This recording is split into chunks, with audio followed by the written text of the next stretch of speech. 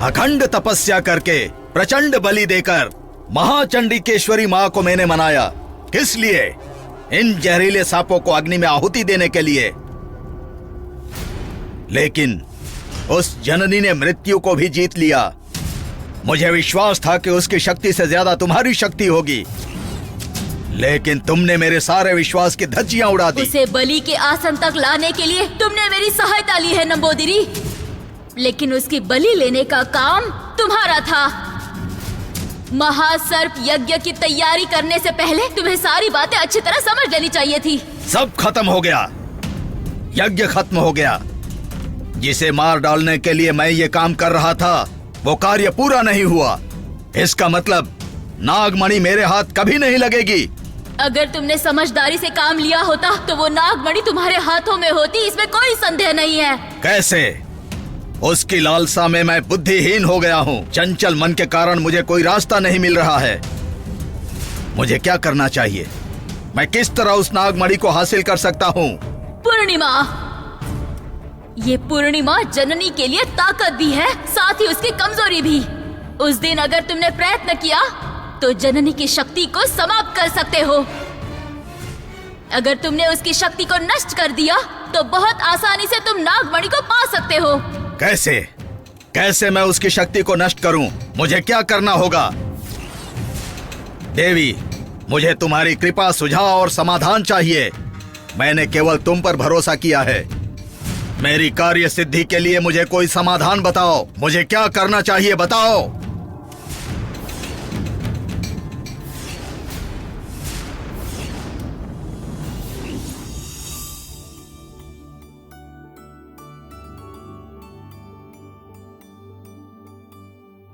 ये विलासिनी मोबाइल यहाँ छोड़कर कहाँ चली गई?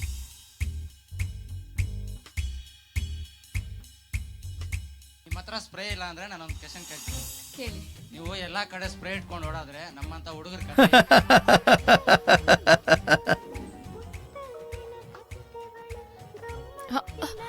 सुनिए सुनिए, मुझे यहाँ आमंत्रित करने के लिए बहुत बहुत शुक्रिया। Thank you so much. Paper spray हम लड़कियों के लिए बहुत ज्यादा जरूरी है आजकल। हर लड़की के बैग में पेपर स्प्रे होना ही चाहिए। तुम्हारे जैसे लड़कों का हाल ऐसा है क्योंकि मेरे कान के पर्दे फट गए हैं। सुनिए पुरुषोत्तम, सुनिए पुरु, पुरुषोत्तम, छे, टीवी ऑफ कीजिए। माँ,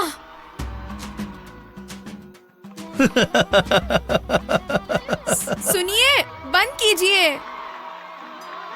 सुनिए, टीवी बंद कीजिए, मैं हाथ जोड़ती हूँ आपके।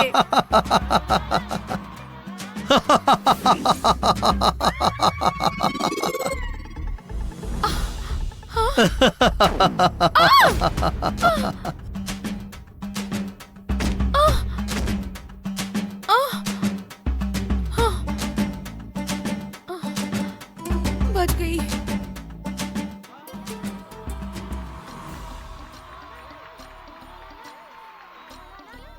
छी, अरे टीवी को बंद करो। देवसेना, कॉफी लेकर आना बेटी। हाँ अंकल।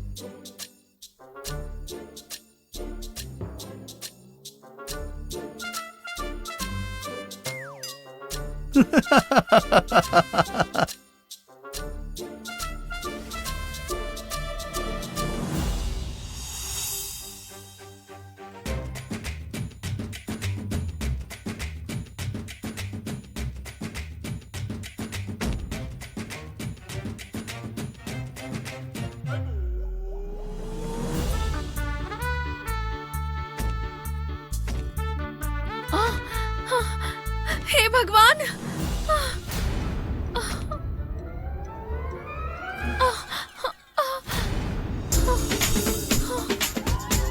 Uncle coffee.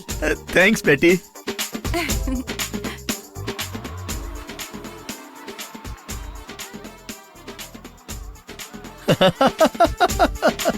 छी, मेरे साथ ही ऐसा क्यों हो रहा है? अरे उफ।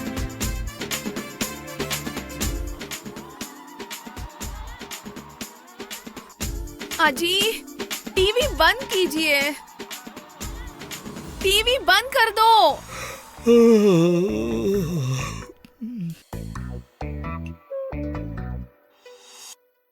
हाँ भगवान।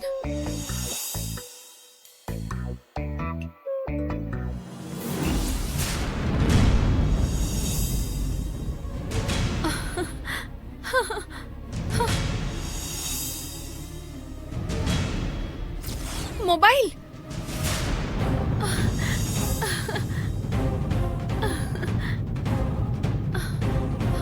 मोबाइल मिल गया। सबसे पहले विराट को फोन करना पड़ेगा।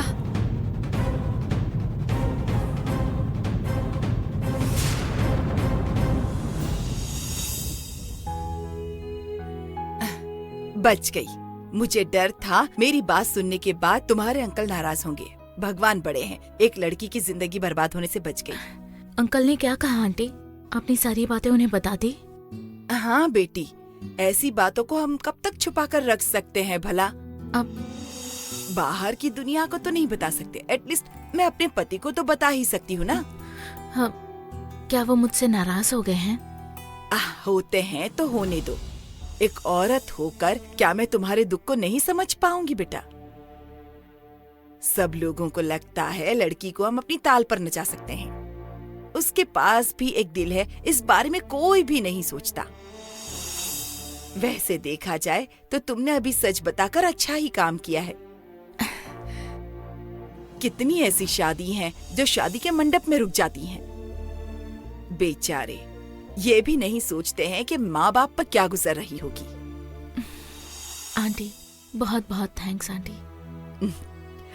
ठीक है बेटी, मैंने तो तुम्हारे दिल की बात को समझ लिया। अब तुम्हें भी मेरी एक मदद करनी होगी। बोलिए ना आंटी। जननी, मेरा बेटा राम बहुत ज्यादा इमोशनल है। एक छोटे से दर्द को भी बर्दाश्त नहीं कर सकता। कभी कभी उसे कम मार्क्स आते थे, तब भी हम उसे कुछ नहीं कहते थे। हमें डर रहता था कि कहीं वो कुछ कर ना ले, इसीलिए।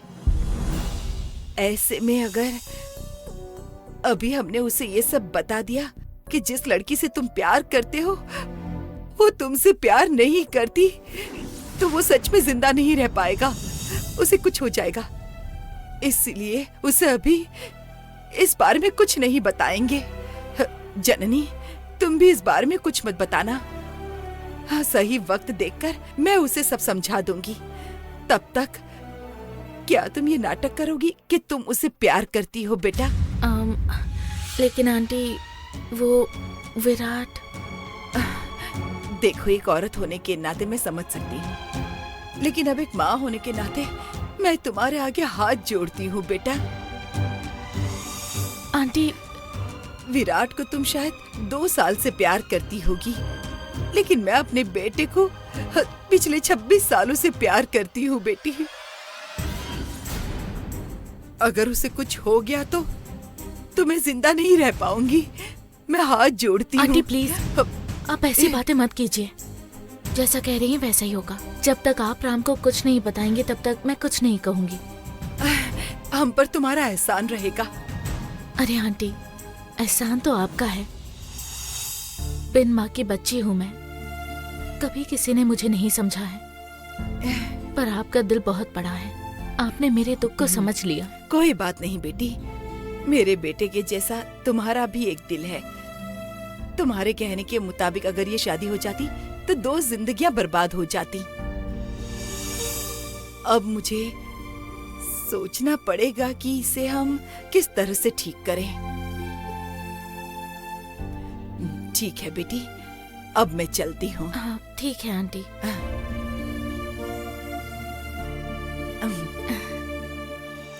ख्याल रखना। हाँ आंटी। आंटी बहुत अच्छी हैं। चलो, कम से कम इन्होंने तो मुझे समझ लिया। मोबाइल मिल गया। सबसे पहले विराट को फोन करती हूँ।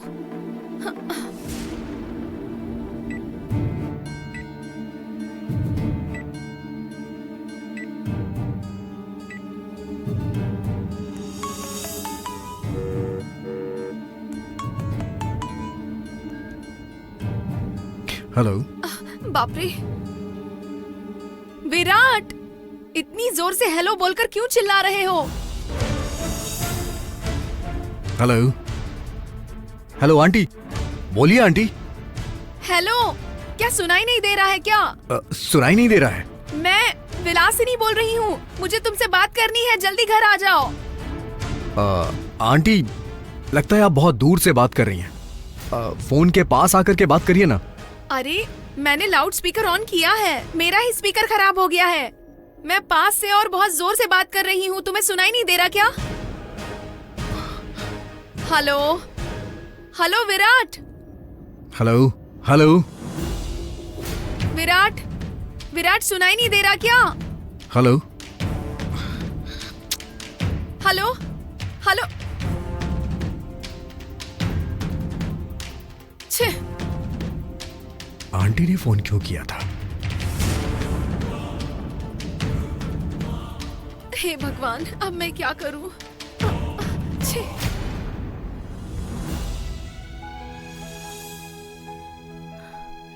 अरे रे, आंटी को बॉक्स देना तो भूल ही गई। अब पार्किंग लॉट के पास ही होंगी, पहले ये बॉक्स देकर आती हूँ।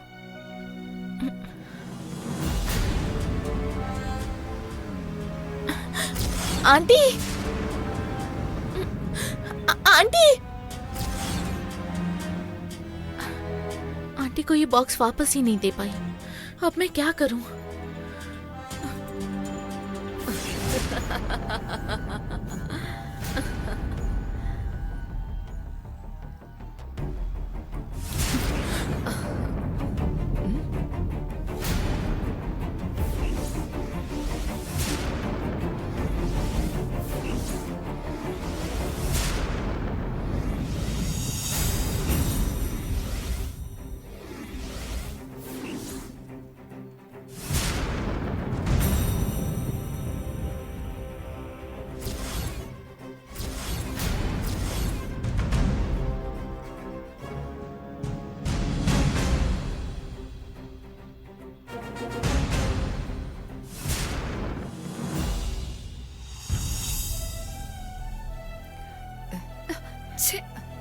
अंकल, आपसे एक बात पूछनी थी। कल से विलासिनी आंटी कहीं नजर नहीं आ रही है और उनका मोबाइल भी यहीं पड़ा हुआ है। ये सब हमें ब्लैकमेल करने का तरीका है बेटी। इंटरनेशनल जीवन जीने का नाटक करती है, लेकिन लोकल आइडिया अभी छूटा नहीं है। वो बात नहीं है अंकल, मैं सोच रही थी कि वो कहाँ गई होंगी। और कहाँ गई होगी बेटी? कहते हैं ना, पेड़ का फल जमीन पर ही गिरता है। अपनी छोटी बहन के घर पर गई होगी। लेकिन वो फोन लेकर तो जा सकती थी ना अंकल? हाँ, अगर फोन लेकर जाती तो मैं फोन पर उससे माफी मांगता। फोन लेकर नहीं गई तो मैं उनके घर पर जाकर उससे माफी मांगूंगा, ऐसा सोचती है। मैं ऐसा नहीं करूंगा। हाँ, मैं यहाँ सामने नहीं हूँ, इसीलिए मेरे बारे में ऐसी बातें कर रहे हो ना? ठीक है, ठीक है, आपको अच्छे से सबक सिखाऊंगी मैं। अंकल, चाहे कुछ भी हो, वो आपकी पत्नी है। पत्नी को पत्नी की तरह रहना चाहिए ना, पति की तरह नहीं रहना चाहिए। हमारे गांव की एक कहावत है, जहां सुविधा है वहां तो कोई भी रह सकता है, लेकिन दिखावा है वहां कोई नहीं रह सकता। इतना ही नहीं, दिखावा करने वाले लोग दिखावा करके भी नहीं रह सकते हैं। यहाँ भी वही हुआ है। अजी, मुझे ऐसा लगा आपको मुझसे थोड़ा सा तो प्यार होगा, लेकिन मुझे अभी पता चल रहा है कि मेरे बारे में आपकी क्या राय है। रहने दो, रहने दो, मैं आपको इतनी आसानी से नहीं छोड़ूंगी। मैं आपको देख लूंगी, अच्छी तरह से देख लूंगी।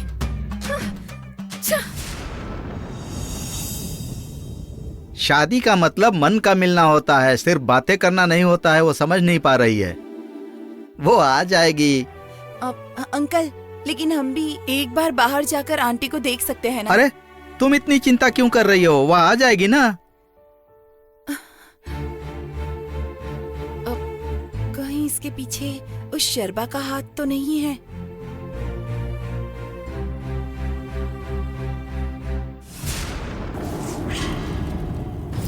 नंबोदिरी, हर पूर्णिमा के दिन वो जननी अपनी अपार शक्ति से बाहर आकर एक साधारण सी नागिन में बदल जाती है। तुम्हें पूजा करके उसे रोकना होगा। सबको तुम्हें यह विश्वास दिलाना होगा कि वो पूजा तुम कर सकते हो, और तुम्हारी की उस पूजा के बाद वो दोबारा अपनी शक्ति हासिल नहीं कर पाएगी। इतना ही नहीं, आगे उसे तुम्हारी आज्ञा की भी आवश्यकता होनी चाहिए। इस तरह की पूजा करने से जननी अपनी शक्ति को खोकर मामूली नागिन बनकर रह जाएगी। तब तुम्हारी सारी इच्छाएं पूरी हो सकती है। नागमणि तुम्हारी हो सकती है। धन्यवाद, धन्यवाद महाशक्ति, आपका धन्यवाद।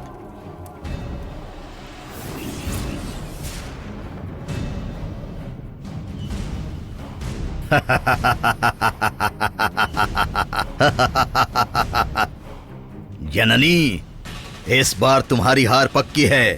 ये नंबोदरी जीत कर दिखाएगा।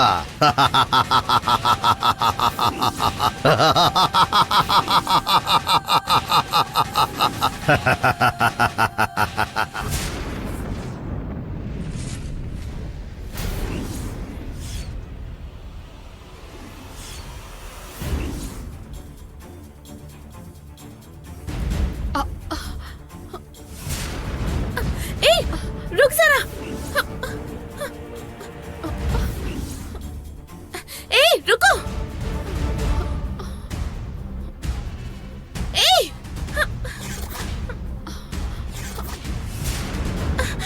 रुको। ऑटो, MS नगर, जल्दी चलो।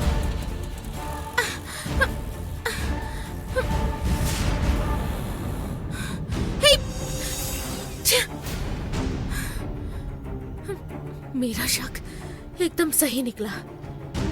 इन सब के पीछे इसका हाथ है। मुझे देखते ही वो भाग गई। मतलब यहाँ भी इसने कुछ गड़बड़ की है। सबसे पहले दीदी को बताती हूँ।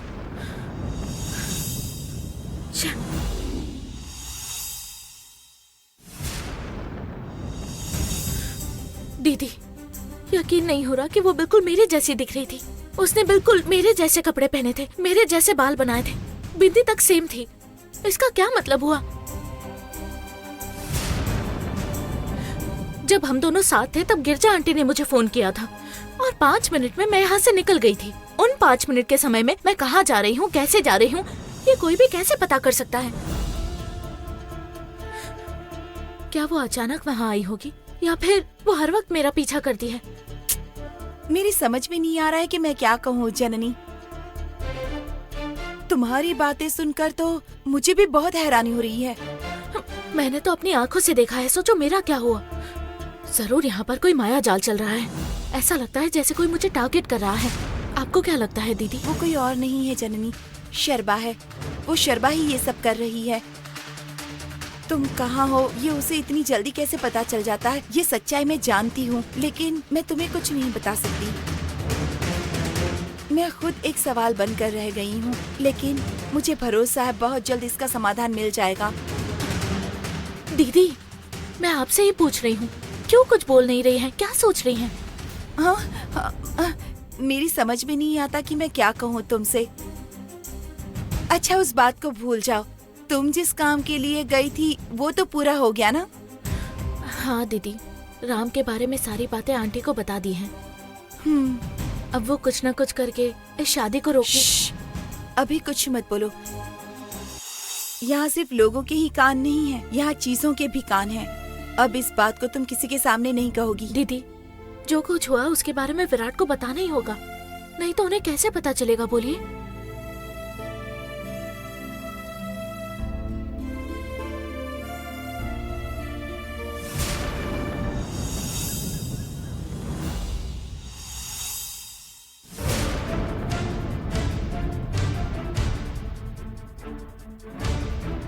उस रॉयल राजेश्वरी को मैंने चैलेंज किया था और ऐसे समय में मेरे साथ ये भी होना था। चाहे कुछ भी हो, मुझे विराट और जननी को एक करना ही होगा। चाहे कुछ भी करना पड़े, मुझे ये चैलेंज हर हाल में जीतना है। जीत कर रहूंगी मैं।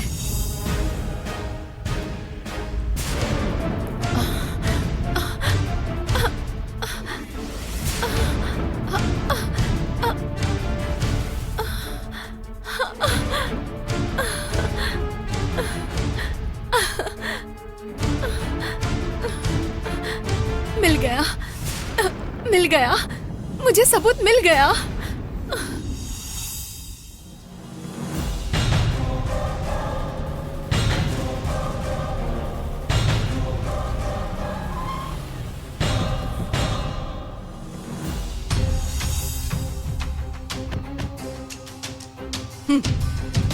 ना तुम्हें खुद की सुध है, ना परिवार की चिंता है, और ना काम धाम की कुछ पड़ी है। ये कैसी लाइफ जी रहे हो तुम?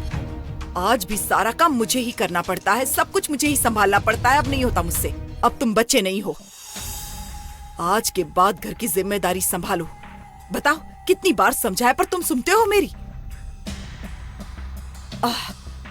कॉलेज एक्सटेंड करने के लिए कहा था ना तुमसे, क्या हुआ उसका? बहुत कंपटीशन है मॉम, ऊपर से इन्फ्लुएंस भी बहुत है। What nonsense, Virat. अचीव करने वाले ऐसी सोच नहीं रखते। सक्सेस पाने के लिए अपना रास्ता खुद बनाते हुए चलना पड़ता है। ये प्यार व्यार सब एक वायरल फीवर की तरह होता है। अगर उसे समय रहते ठीक नहीं किया गया तो वो आगे एक रोग बनकर तुम्हें बीमार कर सकता है। समझने की कोशिश करो। प्यार में सपनों का महल बनाना पेड़ पर बने घोंसले की तरह आसान नहीं होता। वो बोरियत की मार से या फिर एडजस्टमेंट के भार से कभी भी टूट सकता है। लेकिन भविष्य जो है वो एक मंदिर होता है। वहां आने वाला हर कोई हाथ जोड़कर प्रणाम करता है। तुम्हारा भविष्य भी वैसा होना चाहिए। पेड़ पर बने घोंसले की तरह नहीं, मंदिर बनाओ उसे। My son should always be dynamic and strong, not silly and romantic. Got it? Okay mom. चलो यहाँ की हालत देख लो।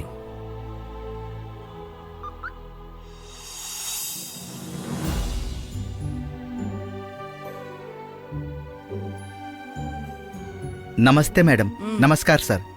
प्लीज बैठिए। बैठिए सर। मैडम कॉफी लेंगी आप? वो सब बाद में देखेंगे। कॉलेज एक्सटेंशन के लिए हमने एप्लीकेशन दी थी ना? हाँ मैडम। हाँ जी और मैडम जी सुनने के लिए मैं यहाँ नहीं आई हूँ। क्या हुआ उस एप्लीकेशन का? मैडम कल ही वो प्रोसेस हुई है, लेकिन हमारा प्लान रिजेक्ट हो गया है। व्हाट? रिजेक्ट हो गया है?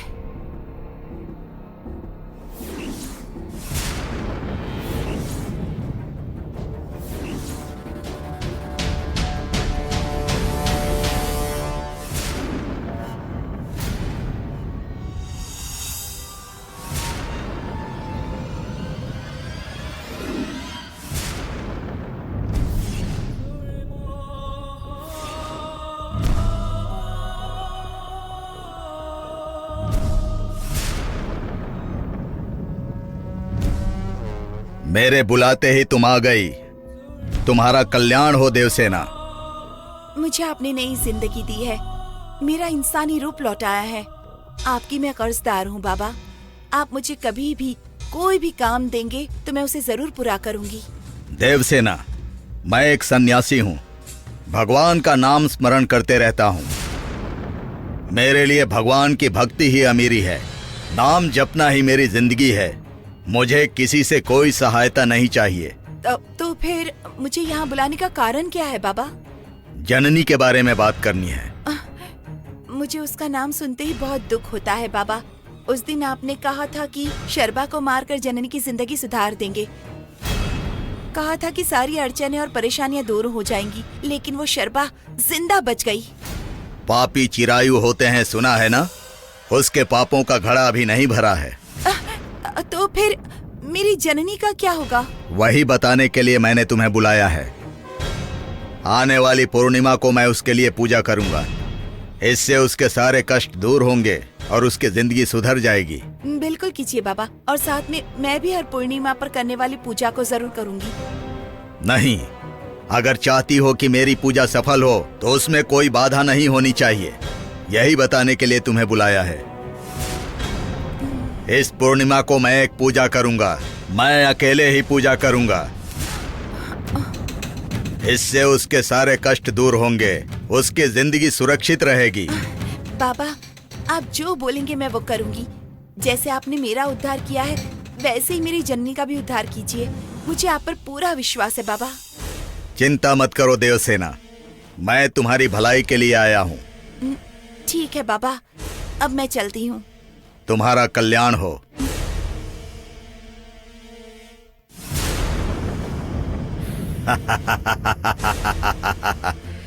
देवसेना, अब तुम्हारी जननी को कोई कष्ट नहीं दे पाएगा। अब उसकी कहानी खत्म। आज के बाद वो एक साधारण नागिन होगी। उसका गुस्सा और उसकी शक्ति सिर्फ फन फैलाने तक ही होगी।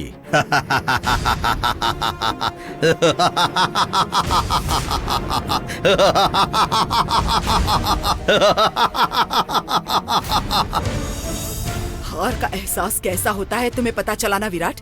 पैसा हमारा और मेहनत हमारी, लेकिन कभी कभी उससे भी कुछ काम नहीं होता। अब इन बातों का क्या फायदा।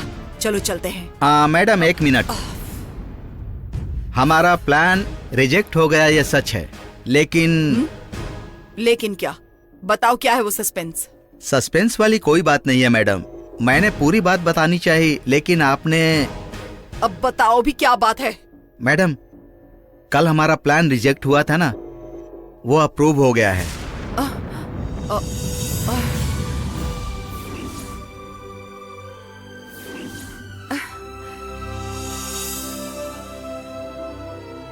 अब रिजेक्ट हो चुकी प्रोजेक्ट को अप्रूवल मिल गया है, ये कैसे हो सकता है? उसे मुमकिन करवा दिया है मैडम। बहुत बड़ा इन्फ्लुएंस था, इसलिए ओके हो गया है। इन्फ्लुएंस? किसका इन्फ्लुएंस? किसने किया ये तो पता नहीं है मैडम, लेकिन किसने करवाया ये पता है। ओह, किसने करवाया? नीली मैडम ने। हाँ?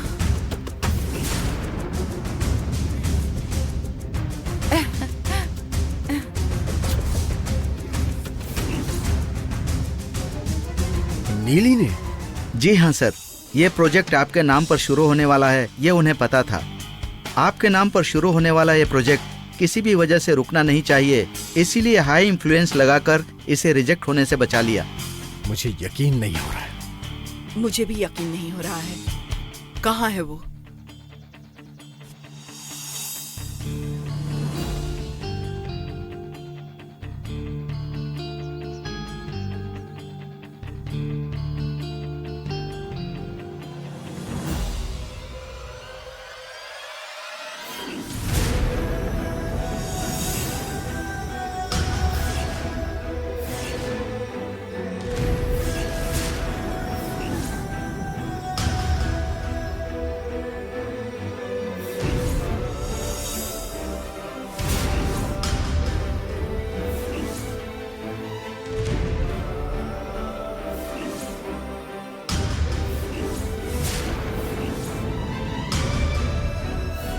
बैली नहीं, शेर भी आ जाए तो मैं आपकी हिफाजत करूंगा।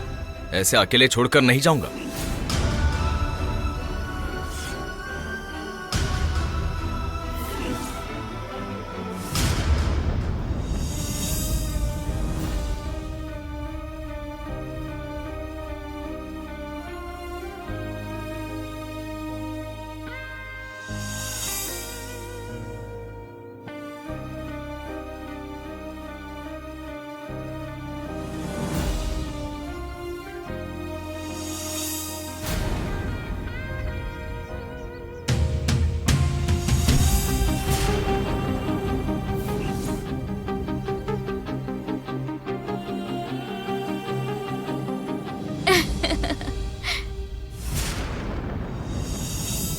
हाय नीली।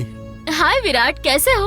आज तक तो पता नहीं कैसा था, लेकिन आज अच्छा महसूस कर रहा हूँ। क्या बात है, कहीं प्ले विन में लॉटरी तो नहीं लग गई?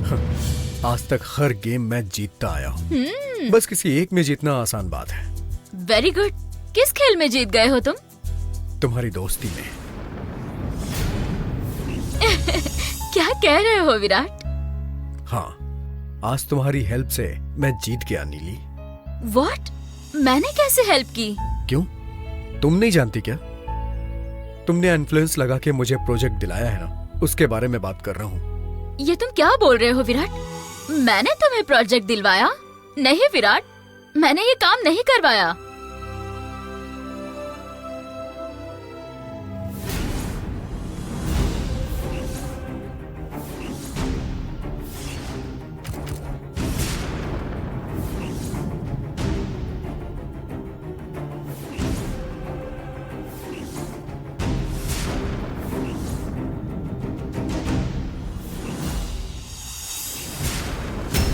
मैंने पूछा था कि तुमने रिस्क क्यों लिया, लेकिन आज ये पूछ रहा हूँ कि तुम झूठ क्यों बोल रही। एक्चुअली विराट, अगर मैं सच बता देती तो कहीं तुम मुझे गलत ना समझो, इसलिए। हाँ विराट, वो प्रोजेक्ट दिलवा कर नीली तुम्हें पाने की कोशिश में गेम खेल रही है, ऐसा तुम्हें नहीं लगना चाहिए। इसलिए उस सेक्रेटरी को बोला कि नहीं बताने के लिए, लेकिन फिर भी तुम्हें उसने बता ही दिया। विराट, मेरे पापा अक्सर ये कहते हैं, गुस्से को एक टीचर की तरह रखो और मदद एक माँ की तरह करना। टीचर 10 लोगों को पढ़ाने का काम करता है, लेकिन माँ अपने बच्चों को टीचर बनने के लायक बनाती है। तुम उस 10 लोगों में से बनो, ये मुझे पसंद नहीं है विराट, इसलिए। थैंक्स नीली, मैंने तुम्हें गलत समझ लिया था। जाने दो विराट, इसमें कौन सी बड़ी बात है, देखने वालों की नजर सही नहीं होती। लेकिन इस काम के लिए मैं तुमसे पार्टी लूंगी।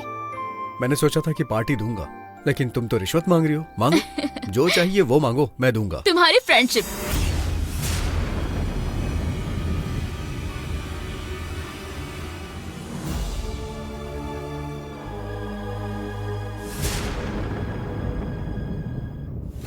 फ्रेंड के लिए मैंने अगर ये मदद की है तो सबके सामने मैं बता सकती हूँ कि तुम मेरे फ्रेंड हो, है ना?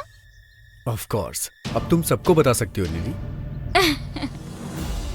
लाइन में आकर पंच लाइन मारने वाले मेरे दोस्त नहीं बन सकते। मेरे पीठ के पीछे खड़े होकर मेरी भलाई के बारे में सोचना, ये होती अच्छी दोस्ती।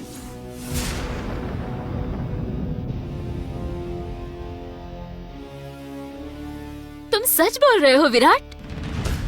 इसमें कोई शक नहीं है नीली। धोखा देने वालों पर विश्वास किया था, तो अब क्या हाथ थामने वालों को पसंद नहीं कर सकता?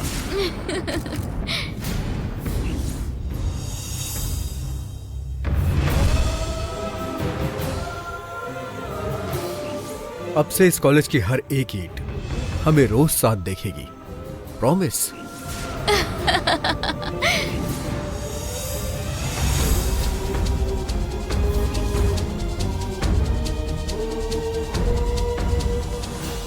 ठीक है, तो अब मैं चलता हूं। Bye bye.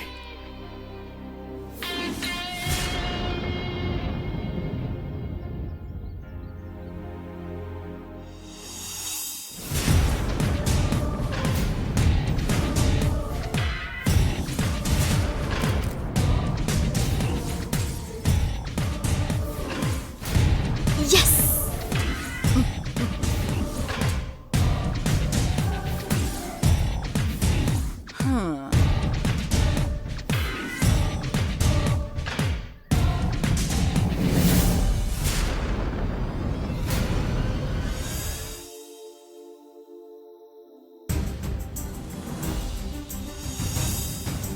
बार बार तुम मुझे धोखा दे सकती हो, लेकिन बार बार धोखा खाने वाला मैं नहीं।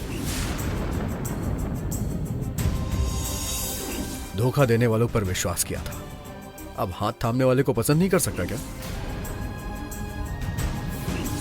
लाइन में आकर मुझे पंच लाइन मारने वाले मेरे दोस्त नहीं बन सकते। मेरे पीठ पीछे खड़े होकर मेरी भलाई के बारे में सोचा है।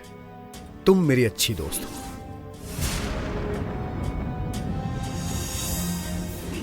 इस कॉलेज की हर एक ईंट हमें रोज साथ देखेगी, प्रॉमिस।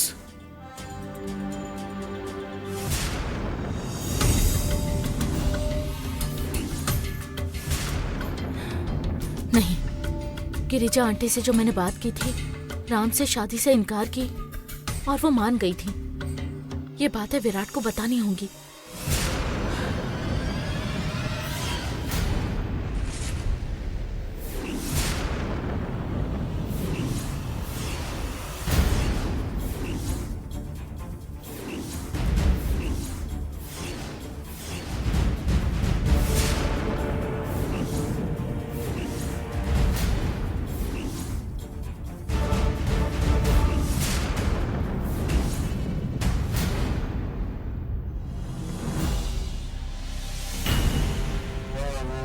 देवसेना, जननी कहाँ है?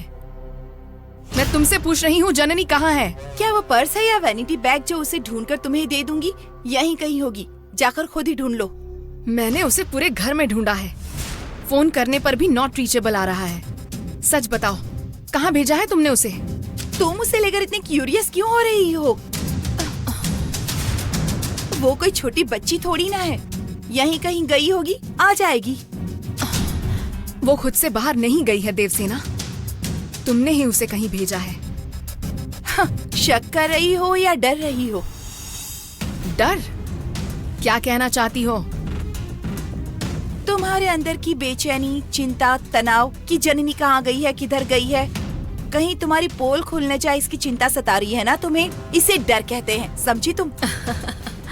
देवसेना, मुझे जो बेचैनी, चिंता और ये तनाव हो रहा है ना, इसलिए नहीं हो रहा कि मेरी पोल खुल जाएगी, बल्कि इसलिए हो रहा है कि कहीं जननी मर ही ना जाए।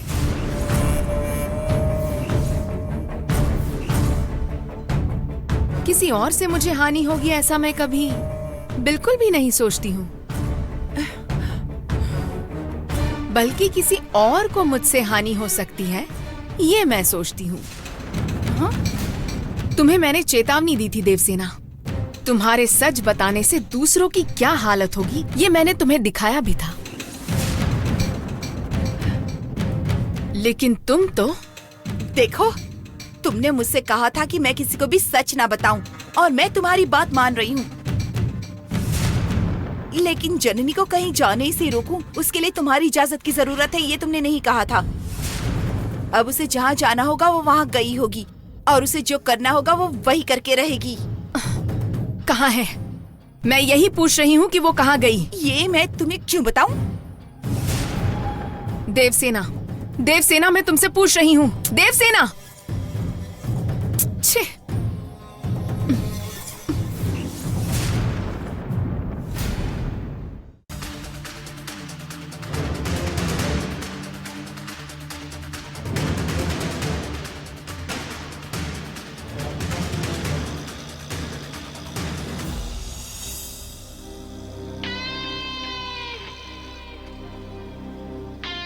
कुछ भी करके आज मुझे विराट को सच्चाई बतानी ही होगी, ताकि कल से विराट और मैं पहले की तरह रहने लगे।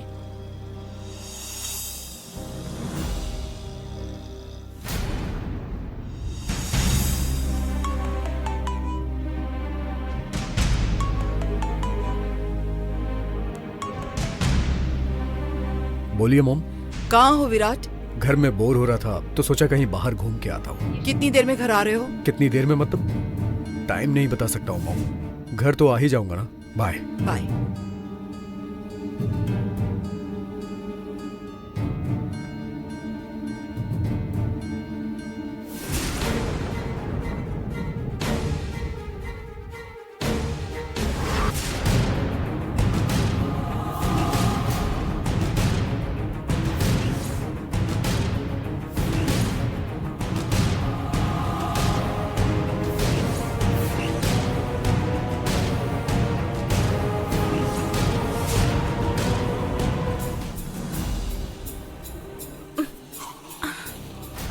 सर, क्या हुआ? मैडम, गैस खत्म हो गया है, 5 मिनट में भरवा कर आता हूँ मैडम, यहीं पर है। लेकिन सर, आपके लौटने तक मैं अकेली कैसे रहूंगी? पैदल निकल जाती हूँ। आपके कितने पैसे हुए? रहने दीजिए मैडम, मत दीजिए। ठीक है।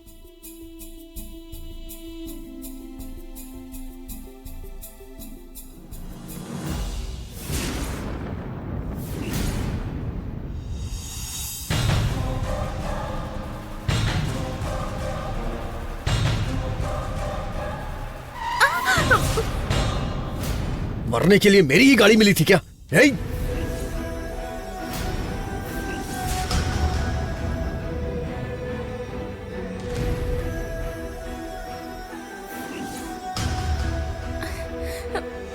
विराट, लगता है ये मुझे ही मारने आई है।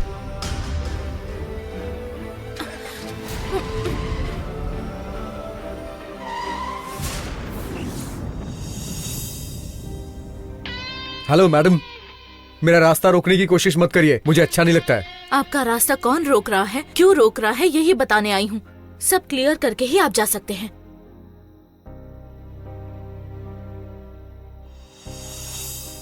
जिसके साथ मैं एक अच्छी जिंदगी बिताने के लिए सोच रहा था, आज वही मेरी जिंदगी की पहेली बनी है और अभी तक उसकी कोई क्लैरिटी भी नहीं मिली है। अब उसके बारे में आगे क्या ही सोचूंगा। प्लीज सामने से हट जाओ। विराट, आप किसी का दिल तभी जीत सकते हैं जब आप उस लड़की की खामोशी समझ सकते हैं। आपने मेरा दिल तो जीत लिया है, लेकिन मेरी खामोशी नहीं समझ पा रहे। एटलीस्ट मैं क्या कहना चाहती हूँ वो तो सुन लो। देखो जननी, बड़ों का कहना है कि हमें अपनी जिंदगी बिताने के लिए 2 वक्त की रोटी, पहनने के लिए कपड़ा और सर छुपाने के लिए एक छत। जिंदगी में प्यार व्यार की जरूरत नहीं होती है। तुम्हें अपनाने के लिए मैंने बहुत ज्यादा तकलीफें उठाई हैं और आज तुम्हें भूलने के लिए उससे कहीं ज्यादा तकलीफ उठा रहा हूं। विराट प्लीज, सिर्फ 2 मिनट, कम से कम बात तो सुनो। देखो जननी, हर बार जो कहानी तुम सुनाती हो वो हमेशा कुछ ना कुछ अलग ही रहती है। झूठी कहानियों का कोई अस्तित्व नहीं होता है। विराट, मैं वो भगवान के लिए मेरा रास्ता छोड़ दो प्लीज। विराट, विराट प्लीज, एक बार मेरी बात तो सुनो। फिर तुम्हारे रास्ते में नहीं आऊंगी। विराट प्लीज, विराट प्लीज बात तो सुनो। विराट प्लीज बात सुनो। विराट, विराट प्लीज, विराट सुनिए। विराट,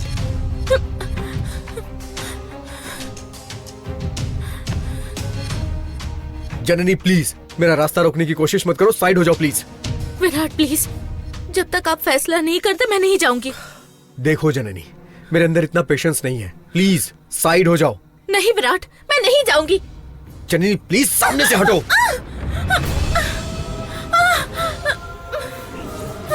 माँ,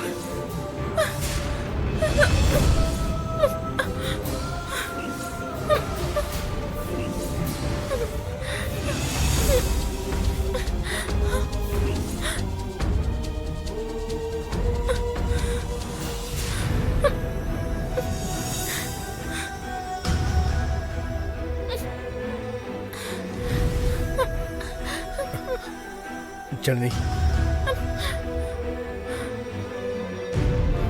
उठो।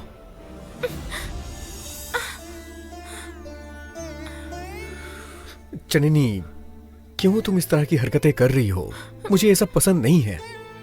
मैं जिससे प्यार करता था वो अब किसी और की बीवी बनने वाली है और किसी और की बीवी से मैं प्यार नहीं कर सकता। ये गलत है, तुम भी जानती हो। अब मैं चलता हूँ। विराट प्लीज, आप तैयार हैं या नहीं ये तो मुझे नहीं पता, लेकिन मैं आपके अलावा किसी और से शादी नहीं करूंगी।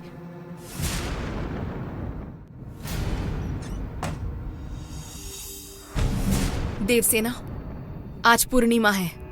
हाँ तो तुमसे क्या मतलब? क्या तुम्हें अपनी बहन से प्यार नहीं है? मेरी बहन से मुझे हमेशा से प्यार रहा है। तो फिर पूजा कर लेंगे, उससे तो नहीं बच सकते ना, समझी? तुम्हारी बातों में घमंड की बू आ रही है देवसेना। आ रही होगी। क्या घमंड की कमी है मुझ में? नहीं देवसेना, ये तुम ठीक नहीं कर रही हो। वैसे भी अब तक तो कुछ ठीक नहीं चल रहा था ना। मुझे लगता है यहाँ बहुत बड़ा षड्यंत्र हो रहा है। होता है तो होने दो। षड्यंत्र पर सिर्फ तुम्हारा अकेली का अधिकार तो नहीं है ना। एक न एक दिन तुम्हें इन सब का जवाब देना पड़ेगा देवसेना। जब तक सवाल है तब तक हमें जवाब देते ही रहना होगा। अपनी बहन की खातिर तुमने कभी भी पूजा तो नहीं टाली थी। आज क्यों तुम वो पूजा नहीं कर रही? पुरुषोत्तम सर भी नहीं कर रहे, चिदम्बर गुरुजी भी नहीं कर रहे हैं। तो फिर ये पूजा आखिर कर कौन रहा है? वो सब मैं नहीं जानती। हाँ, लेकिन पूजा करना है या नहीं करना वो तुम मुझ पर छोड़ दो। मेरा पूजा करने का मन नहीं है, इसलिए मैं नहीं कर रही हूँ। क्यों सब कुछ तुमसे ही पूछकर करना पड़ेगा क्या? मुझे अपनी जिम्मेदारियों को तुमसे सीखने की कोई जरूरत नहीं है शर्मा। हमें भी थोड़ा जीतने की आदत हो जाने दो। जीत का स्वाद तुम अभी अभी चख रही हो, लेकिन मैंने लोगों को हराना बहुत पहले सीख लिया। मेरी जानकारी के बिना तुम आगे निकल रही हो। क्यों, जलन हो रही है?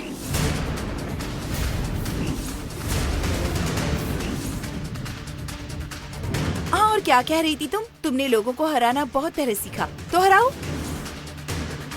अब तो हम जीत की जिद में आ चुके हैं। अब हमें हारने का डर नहीं है।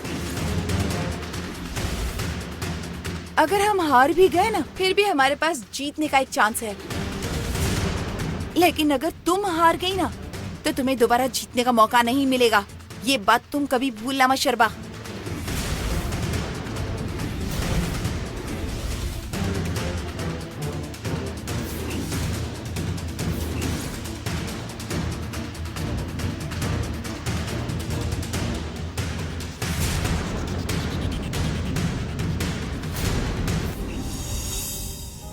देखो, चाहे जो कुछ भी हो, लेकिन अब मैं तुम्हें अपनी लवर के रूप में स्वीकार नहीं कर सकता।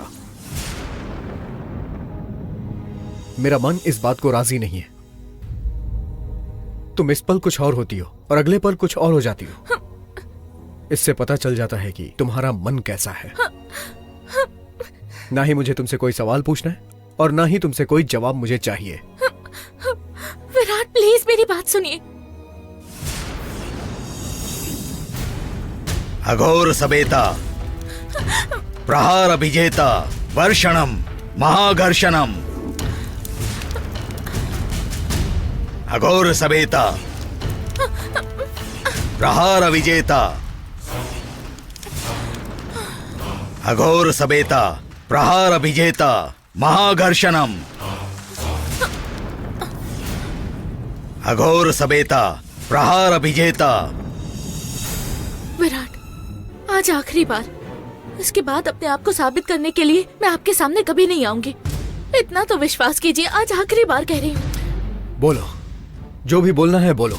मुझे सुनने में कोई तकलीफ नहीं है, लेकिन सुनने के बाद उस पर भरोसा करने के लिए तुम मुझसे जबरदस्ती नहीं करोगी। बोलो। क्यों भरोसा नहीं होगा? मैंने आपसे कभी कहा है कि मैं राम को पसंद करती हूँ और उनसे शादी करूंगी? इसने वो कहा, उसने ये कहा, दुनिया भर की बातों पर भरोसा है। आपसे किसने कहा कि मैं राम से शादी करने वाली हूँ? कोई मुझसे आके क्यों कहेगा? मैंने अपनी आंखों से देखा है। आपने जो देखा वो झूठ है। उसके पीछे का सच क्या है यही बताने आई हूँ। अगर आपको मेरी बातों पर भरोसा नहीं है तो आप गिरिजा आंटी को फोन करके पूछ सकते हैं।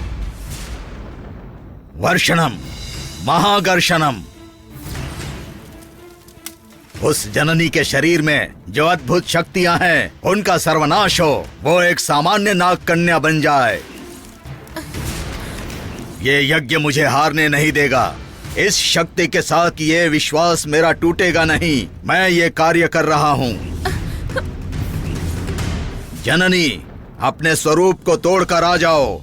आओ, आओ।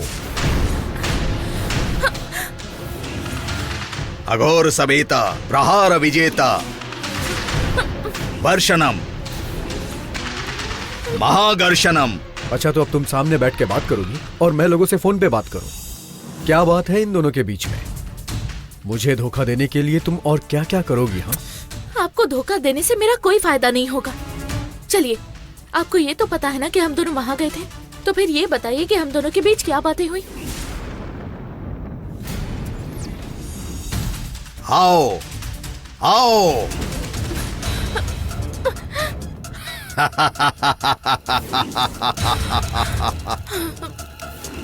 आओ। बताइए विराट, बोलिए, क्या बातें हुई पता है तो बता दीजिए। अच्छा, तो मैं बताती हूँ। मैंने कहा कि मैं राम से प्यार नहीं करती और इसी वजह से मैं उनसे शादी नहीं करूंगी। उसके बाद ये भी कहा कि विराट से प्यार करती हूँ और मैं शादी भी उन्हीं से करूंगी।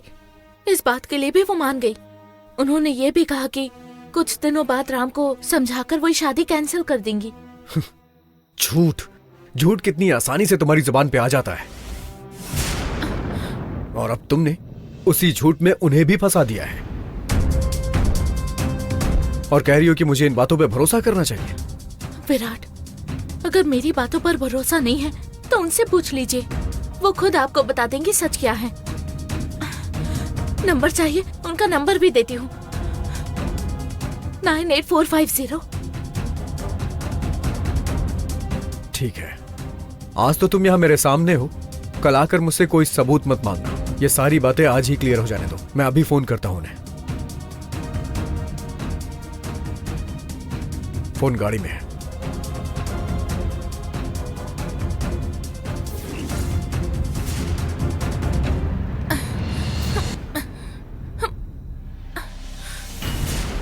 आओ जननी, आओ, अपने असली रूप को छोड़कर आओ।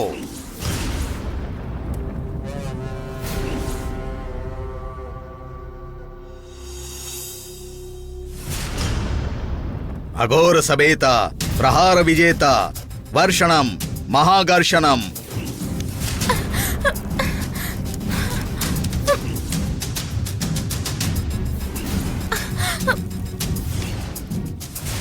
वर्षणम, महागर्षणम।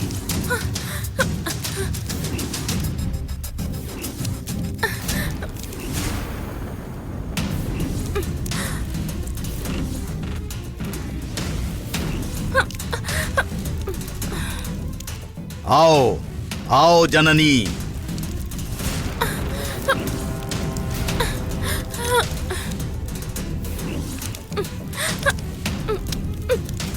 विराट,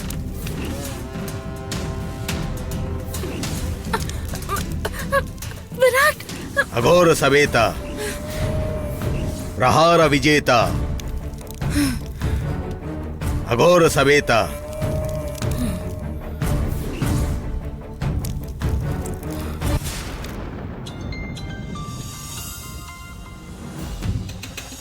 हेलो आंटी, मैं विराट बोल रहा हूँ। हाँ विराट, वो थोड़ा कंफ्यूजन में हूँ, उसी बारे में आपसे बात करने के लिए कॉल किया है। कंफ्यूजन? किस बारे में बेटा? वो आंटी, मैं कह रहा था कि जननी और मैं